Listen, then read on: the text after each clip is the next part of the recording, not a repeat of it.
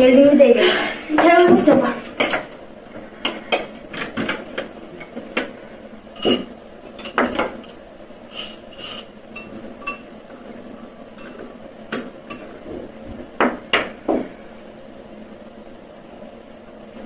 Apam, bizga bir narsa aytayın dedim.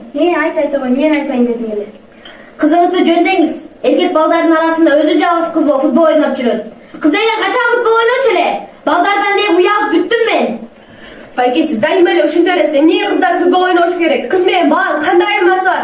Көрдүңүзбү кызыңызды? Ай балам, биз атаң экөөбүз кызыбыздын чечимин колдойбуз. Сен бирөө бирдемке десе сага сен деле катындашыңдын чечимин колдойм деп айтып кой. Карачы эми. Ай кызым, болду эми билеп ал. Сен акылдуу, жакшы, өзүң жакшы кызсың да. Футболду өзүң ойной бер. Биз атаң экөөбүз сага каршы эмеспиз. Билеп ал эми.